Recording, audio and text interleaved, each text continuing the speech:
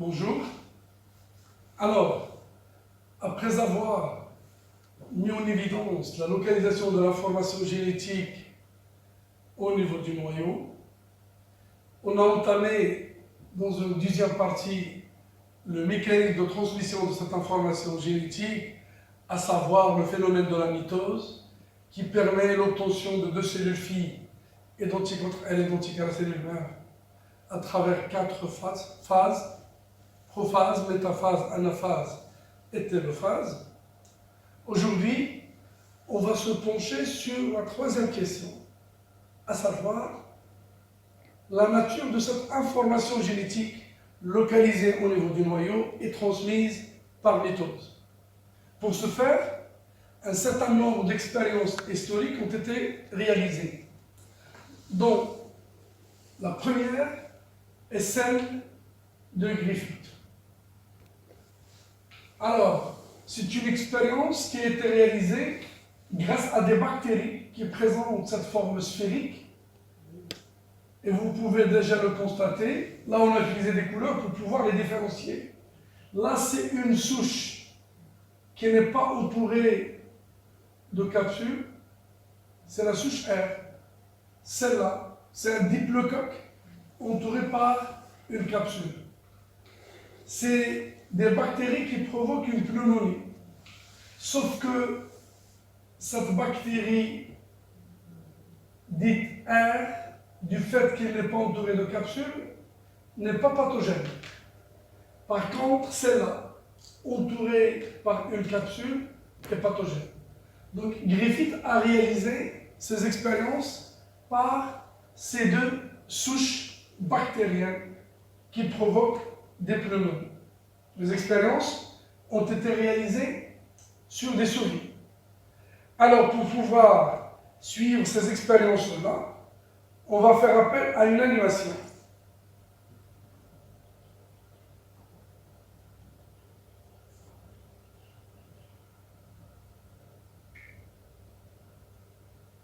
À travers laquelle on va suivre chacune des 4 expériences réalisées par Griffith. Alors, désolé. Donc le temps de voir la projection des expériences. Voilà.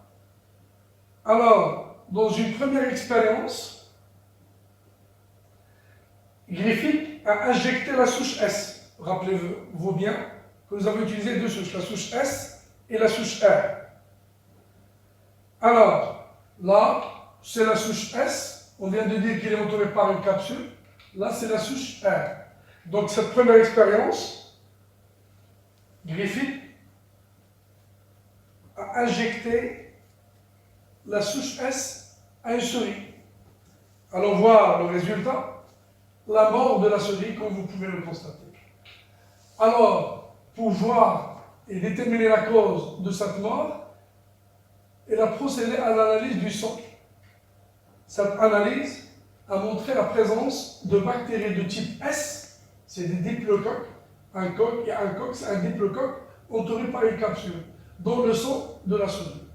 Et donc la déduction, c'est que la bactérie S est pathogène, et c'est elle qui a provoqué la mort de cette souris-là. Dans la deuxième expérience,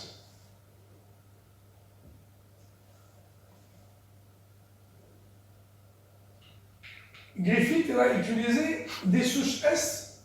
Comme vous pouvez le constater, nous avons modifié la couleur de la capsule pour dire que c'est des bactéries S, mais qui sont tuées par la chaleur. Donc pour leur faire perdre leur pouvoir pathogène. La pathogénicité de ces bactéries est perdue par la chaleur. On va voir le résultat de l'injection de cette souche S tuée. Le résultat, aucun effet visible sur la souris, il n'y a pas de mort de la souris. Et donc là, on peut déduire que c'est la capsule qui est responsable de la virulence de la bactérie, puisqu'après destruction de cette capsule par la chaleur, il y a survie de la souris, et donc la capsule est responsable de ce pouvoir pathogène. Alors, il y a, dans une première expérience, Griffith a injecté la souris S vivante. Il y a la mort de la souris. L'analyse du sang a montré la présence de S dans le sang. La deuxième expérience, elle a injecté la souche S, toujours, mais elle est tuée par la chaleur. Il y a la survie de la souche S. Et donc, la chaleur, elle a détruit la capsule, et donc la capsule a un rôle dans la pathogénicité de cette bactérie qui provoque la mort de la souris. Dans une troisième expérience, Griffith, cette fois-ci, il va utiliser la souche qui ne possède pas de capsule. Comment on a qualifié cette souche ne possédant pas de capsule? C'est la souche R. On va voir l'injection de cette souche, qu'est-ce qu'elle a donné? Voilà, la souche, seringue, injection. Aucun effet visible sur la souris. Donc, la souche R, qu'est-ce qu'elle a? Elle n'est pas pathogène. Qu'est-ce qu'elle a de si particulier, cette souche R? Elle n'a pas de capsule, contrairement à la souche S. Donc, R n'est pas pathogène, n'est pas virulente, elle n'a pas provoqué la mort de cette souris cette fois-ci. Alors, avant de voir la quatrième expérience, retenez bien que dans une première expérience, Griffith a injecté S tué. Il y a la mort de la souris. Pardon, S vivante. Il y a la mort de la souris.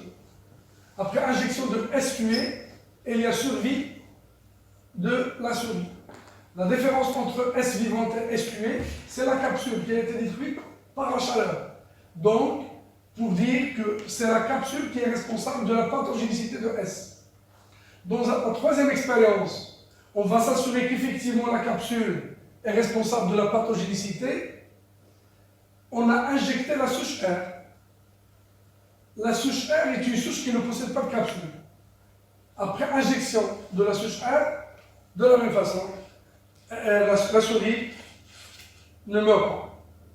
Dans la quatrième expérience, Griffith a injecté un mélange de souche S tuée et de R vivante.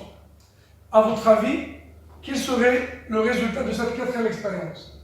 La souche S est tuée par la chaleur. R est vivante. S tuée ne provoque pas la mort. R vivante ne provoque pas la mort. Normalement, le résultat de cette quatrième expérience, c'est que la souris ne va pas mourir. Allons voir, est-ce que c'est vrai?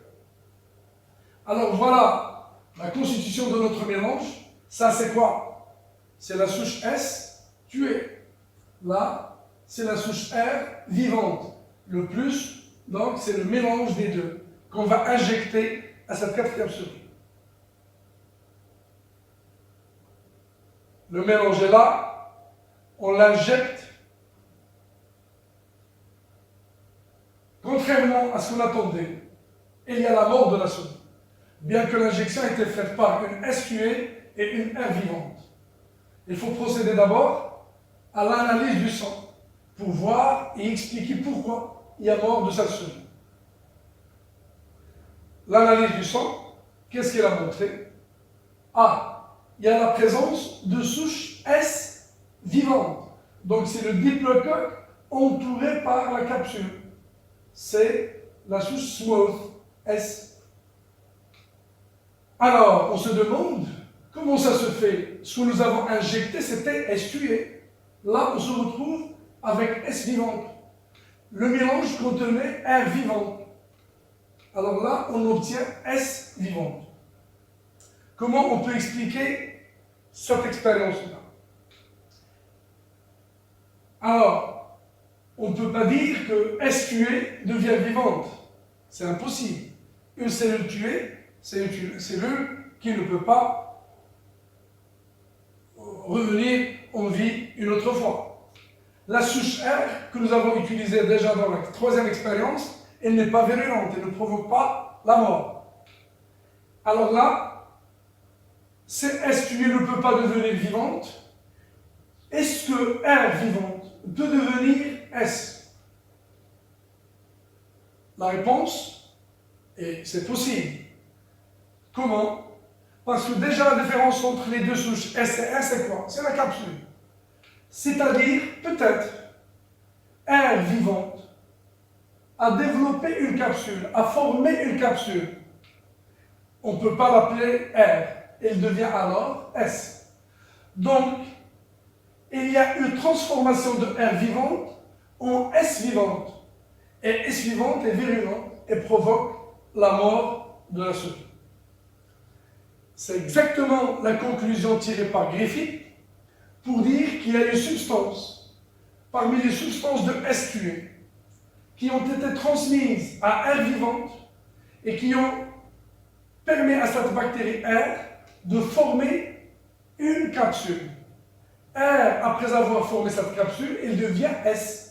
Et S, dans le corps de la souris, provoque la pneumonie mortelle, d'où la mort de la souris. Cette substance transmise de S tué à R vivante pour la convertir, pour la transformer en S vivante, a été qualifiée par Griffith, comment? Du principe transformant. C'est une substance qui a été transmise et qui a provoqué la transformation de R vivant en S vivante. Alors, ça a été qualifié de principe transformant. N'oubliez pas la grande question d'aujourd'hui, c'est de déterminer la nature de l'information génétique. Pour l'instant, en 1928, on a qualifié une substance qui est capable de faire acquérir à R un nouveau caractère. R ne possédait pas de capsule. Maintenant, elle a acquis cette capsule grâce à une substance qui a été transmise de S vivante. C'est pourquoi on a parlé d'un principe transformant.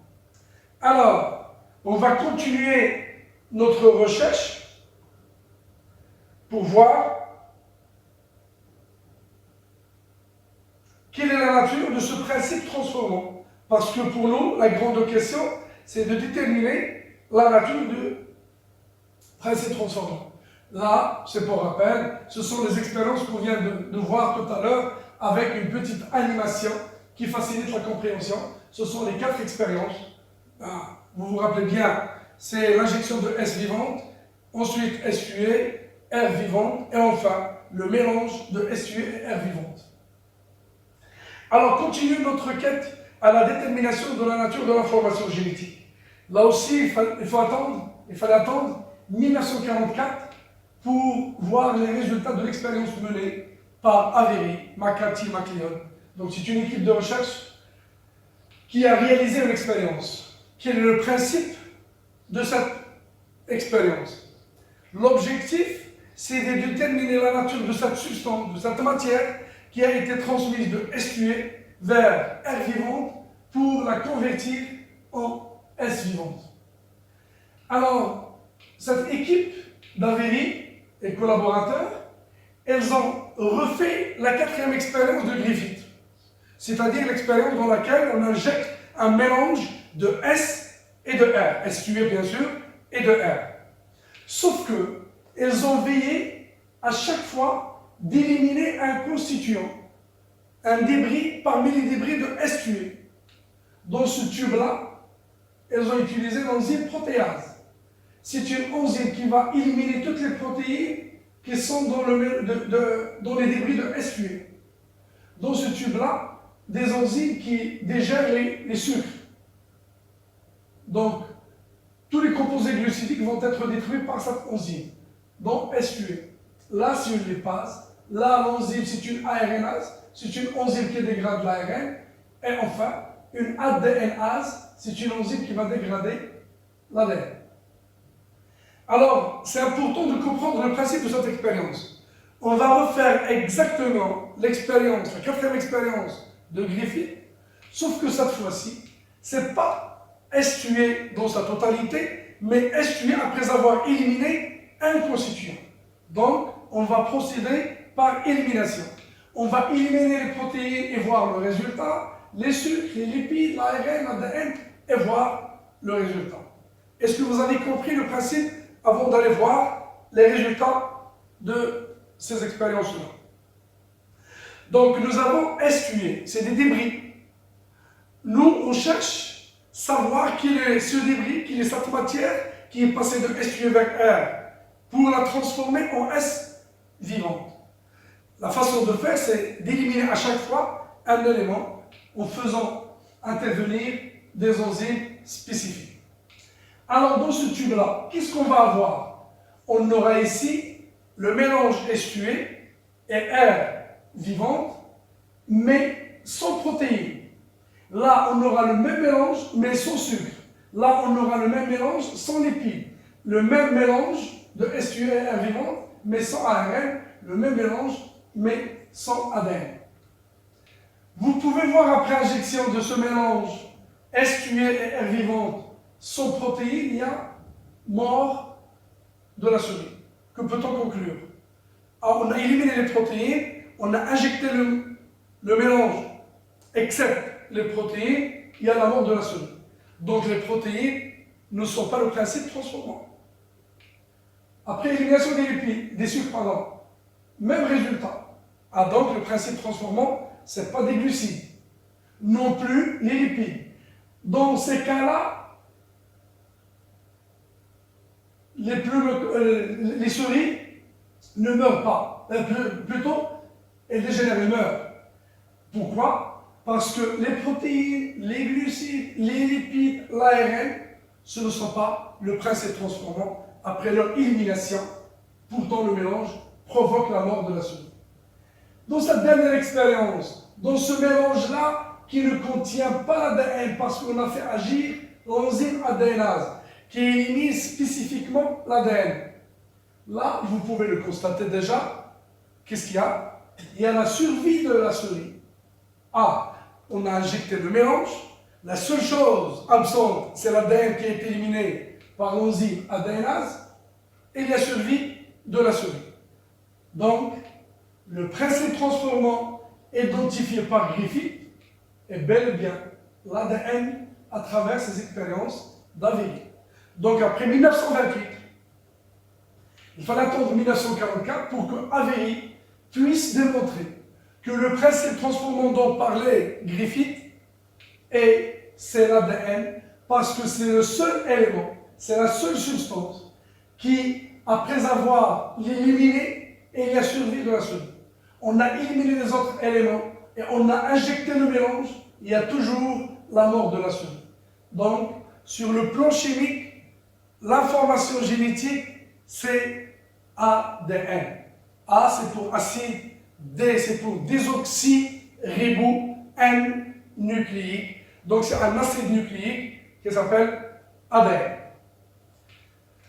Vous pouvez déjà constater que c'est des expériences qui ont apporté beaucoup de choses et qui ont clarifié davantage la nature chimique d'ADN. Et pourtant, la communauté scientifique est restée sceptique par rapport à ça. Et donc, il fallait chercher d'autres expériences pour pouvoir confirmer qu'effectivement, le matériel génétique est constitué de l'ADN. Et donc, l'ADN constitue le support de l'information génétique. Donc, de 1944, il faut attendre 1952. De 1952, avec l'expérience de Hershey et Chase. C'est une expérience connue par l'appellation de bactériophage. Ça consiste en quoi? Là, nous avons une bactérie, elle est là. Cette bactérie fait la cible de ces virus. C'est des phages, c'est des bactériophages, c'est-à-dire des virus qui parasitent obligatoirement des bactéries et sont spécifiques à des bactéries. On constate, on voit ici comment les virus attaquent les cellules. Elles s'accolent sur leurs parois et injectent leur matériel génétique. On va voir ça en détail à travers une petite vidéo qui nous montre ça. Donc c'est une expérience dont l'objectif est de confirmer que la nature de l'information génétique est effectivement l'ADN. Là, c'est un schéma explicatif qui nous donne la structure simple de ce parasite obligatoire, le virus, le bactériophage ou bien le phage T2. C'est une capside protéique qui se prolonge avec un tube caudal, et puis nous avons des fibres et des épines à ce niveau-là. Et à l'intérieur, il y a un matériel génétique qui est l'ADN. Donc ce n'est pas une cellule, il n'y a pas les constituants de la cellule, c'est une entité faite avec une enveloppe, on peut qualifier ça d'enveloppe protéique. À l'intérieur, il y a un matériel génétique sous forme d'ADN. Très bien. Alors, c'est une tête, c'est une queue. Tout ça, c'est des protéines, c'est la capside. Et puis, à l'intérieur, il y a le matériel génétique. On va voir comment cette expérience a permis de dire que l'information génétique est effectivement l'ADN, comme ça a été prouvé par Avery et ses collaborateurs. Alors là, c'est une vidéo qui va nous permettre de suivre, pardon, donc un tout petit réglage. Très bien. Alors ce que nous voyons ici, c'est quoi?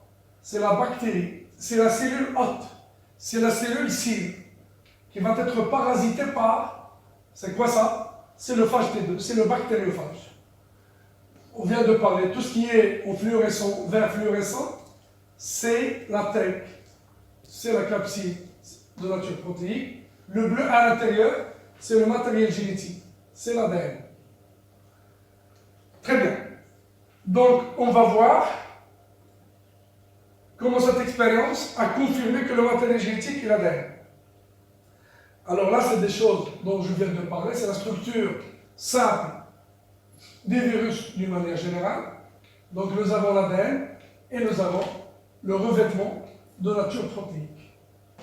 Alors, ce virus arrive à la surface de la bactérie, de la cellule, elle se fixe et injecte leur ADN à l'intérieur de cette bactérie.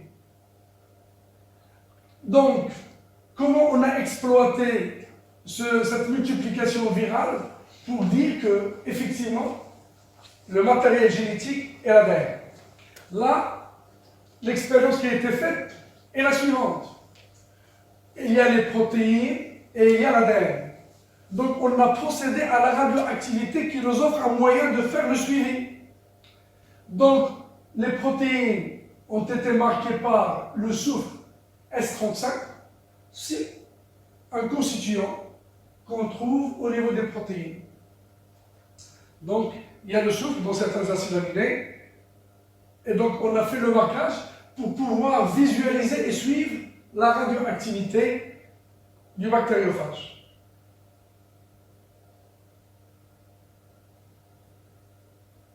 Alors, si vous pouvez le constater ici, les virus utilisés, c'est des virus dont les protéines présentent une radioactivité. L'ADN, non. On n'a pas marqué l'ADN. La seule chose qu'on a marquée, c'est les protéines qui forment le code, qui forment le revêtement. Alors, voir le résultat. Après fixation, l'autoradiographie, qu'est-ce qu'il a montré? Qu'aucune radioactivité n'a été détectée à l'intérieur de la bactérie. La totalité de la radioactivité est restée à l'extérieur. Donc c'était suffisant pour dire quoi? Les protéines ne sont pas injectées à l'intérieur de la bactérie. Et la preuve, s'ils s'étaient injectés, on doit retrouver de la radioactivité à l'intérieur. Chose qui n'est pas vraie à travers ce qu'on est en train de voir ici et bien sûr la radiographie qui a été faite par Hershey et Chase. Donc la radioactivité reste à l'extérieur et comme ça on a écarté la possibilité de dire que peut-être les protéines c'est un matériel génétique. On va continuer notre expérience. Si donc il y a formation de virus, multiplication à l'intérieur, la radioactivité elle est restée toujours à l'extérieur, aucune radioactivité n'a été détectée à l'intérieur, formation de nouveaux virus. Dans la suite de notre expérience, on va cette fois-ci utiliser un ADN radioactif et non pas les protéines. Donc nous avons deux constituants pour que vous puissiez suivre avec aisance. Dans une première expérience, on a marqué la protéine, on a laissé l'ADN intact. Cette fois-ci, on va laisser les protéines intactes, aucun marquage, mais on va utiliser un ADN radioactif avec le P32. Donc il y avait le soufre, à chaque fois, on cherche une constitution, un atome, et radioactif, donc le phosphate est un constitution majeur de l'ADN, c'est pourquoi on va utiliser le P32. Pour les protéines, on a utilisé le soufre, le S35.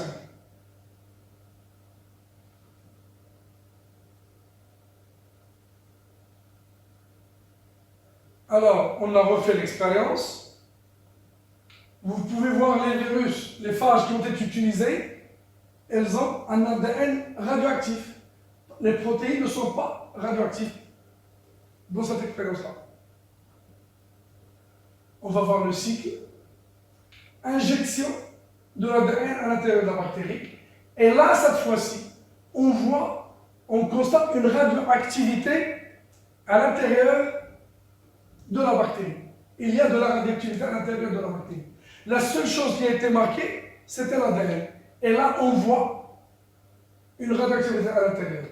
Et donc, c'est suffisant pour dire que, le seul élément qui a été injecté, c'est l'ADN. Cet ADN, une fois à l'intérieur, il s'est multiplié. En plus, il a entraîné la formation de nombreux virus. Elles sont là, avec toutes les protéines, la capsule, la capsule de la tête, c'est-à-dire la tête, la queue, avec les épines. Donc, formation d'un phage entier. Et elles sont nombreux. Et qui vont finir par éclater cette bactérie et aller conquérir d'autres bactéries. Et donc, c'est une expérience qui nous permet, l'injection de l'ADN a conduit à la formation de nombreux virus, c'est-à-dire que cet ADN, il portait toute l'information nécessaire à la formation de nombreux virus. Très bien.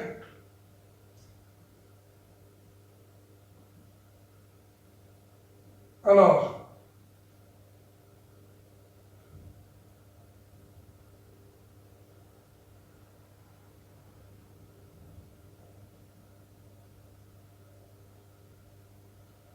là, donc, on montre un petit peu le cycle de vie du virus. Elle se fixe sur la bactérie. Elle injecte son ADN. Cet ADN porte le programme génétique qui détermine, qui commande la multiplication de l'ADN viral.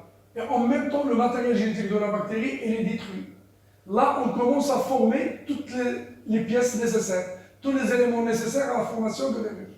Là, la bactérie, elle est bourrée de virus. Donc, à partir de l'injection d'un ADN, on a toute la formation de tout ce nombre élevé de virus à l'intérieur. Donc, l'ADN qui a été injecté, elle portait toutes les informations nécessaires à cette multiplication. Cette grande charge virale à l'intérieur de la bactérie va finir par éclater la bactérie et libérer les virions à l'intérieur. Donc, la conclusion, cette expérience a confirmé avec certitude que le matériel héréditaire est l'ADN et non pas les protéines. Donc, comme récap, nous avons utilisé 3 expériences. Griffith, qui a conclu qu'il y a un principe transformant responsable de la transformation bactérienne. Avery, qui a déterminé que le principe transformant est bel et bien l'ADN, et l'expérience de la multiplication de bactériophages, qui a confirmé qu'effectivement, le matériel héréditaire est l'ADN et non pas les protéines. Ainsi prend fin notre séance, et dans la prochaine séance, on va voir de quoi est fait l'ADN, comment elle est organisée, et donc détailler davantage cet ADN, puisqu'aujourd'hui, on arrive à dire que le matériel génétique qui siège au niveau du noyau et qui est transmis par mitose, c'est l'ADN. Et merci pour votre attention.